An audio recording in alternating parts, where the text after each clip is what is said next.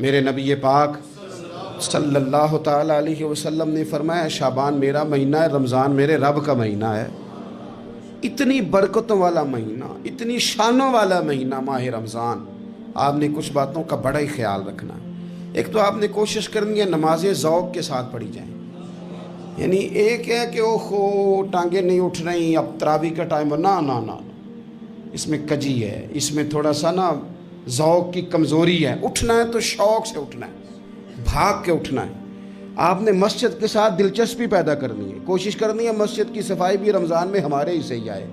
اپنے علاقوں کی مساجد کی صفائی، نماز شوق سے پڑھنی ہے، شوق سے۔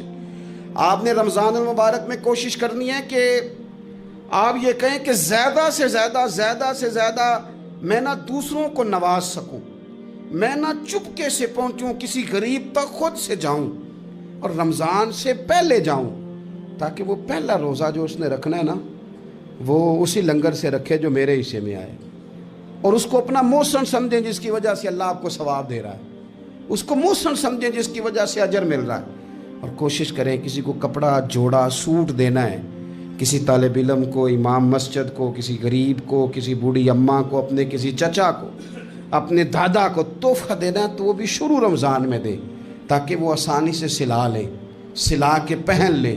رمضان میں ہم نے قرآن پاک سے پیار کرنا ہے، قرآن پاک سے پیار کرنا ہے، صبح بھی تلاوت، دوپہر بھی تلاوت، بچوں کو ذوق دلانا ہے، شوق دلانا ہے۔ ہم نے قرآن مجید رمضان شریف میں تراویح میں ذوق سے سننا ہے، کھڑے ہونا ہے۔ پھر رمضان المبارک کے اندر احساس ہم نے بہت زیادہ پیدا کرنا ہے۔ ہم نے دیکھنا ہے کہ میں کس جگہ میری ضرورت ہے، میں کس طرح کر کے کام آ سکتا ہوں، وہاں اپنی خدمات کو پیش کرنا ہے۔ پھر اس سے آگے آپ بڑھیں گے۔ رمضان شریف کے اندر سحری میں اٹھنا تو ہے نا جی، دہی لینے بھی جانا پڑتا ہے، دودھ لینے بھی کئی دفعہ جانا پڑتا ہے، تو اٹھنا تو ہے۔ تو ایسا نہ کریں کہ 10 منٹ پہلے اٹھیں، اٹھ کے پہلے تہجد کی نماز پڑھیں، وہ نماز جس کے بارے میں میرے نبی پاک علیہ السلام نے فرمایا جب بندہ تہجد کے لیے کھڑا ہوتا ہے تو رب اسے دیکھ کے مسکراتا ہے، جو اس کی شان کے لائق۔ باقی نمازوں پہ ثواب ہو رہا ہے، تہجد کے وقت اللہ مسکرا رہا ہے۔ اور حضور فرماتے ہیں اگر جوان آدمی تہجد کے لیے اٹھے تو رب فرشتوں کے سامنے فخر فرماتا ہے۔ تو تہجد کی نماز ہر روز موقع ہونا ہے، اٹھنا ہی اٹھنا ہے، شہری کے لیے تو اٹھنا ہی ہے، تو وہی وقت تہجد کا ہے، خوب تہجد کی نماز پڑھنی۔ ایک چیز آپ نے پورا رمضان استعمال نہیں کرنی، وہ غصہ ہے۔ سارے روزے یعنی بالکل عین افطاری کے وقت بھی کوئی بندہ غلط بات، برداشت کون سی بات کرنی ہوتی ہے، صحیح کہ غلط؟ صحیح کو تو برداشت کرنے کی ضرورت ہی نہیں ہوتی، برداشت کرنی غلط بات ہوتی ہے، اس کو سہنا ہے، اسے کہنا یار روزے ہیں، رب کی رحمت برس رہی ہے، جا میں نے تجھے اللہ کی رضا کے لیے معاف کیا۔ اور ذہن میں حدیث رکھنی ہے کہ حضور نے فرمایا تو رب کے بندوں کو معاف کر، اللہ تجھے معاف فرمائے گا۔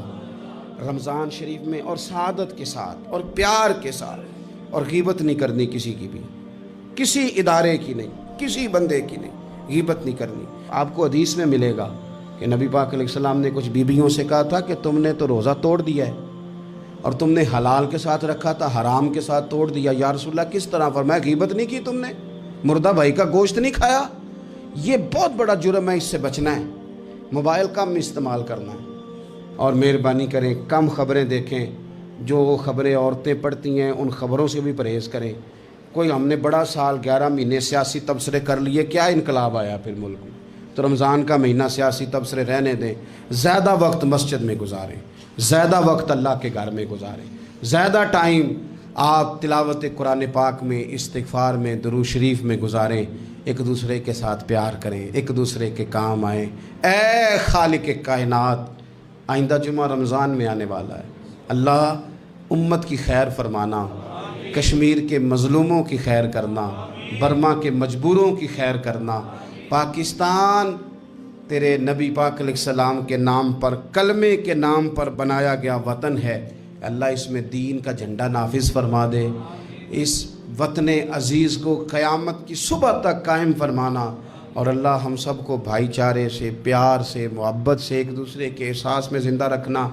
اس ماہ مقدس میں تو جن لوگوں کو معاف کرے گا ہم سب کے نام بھی اس میں شامل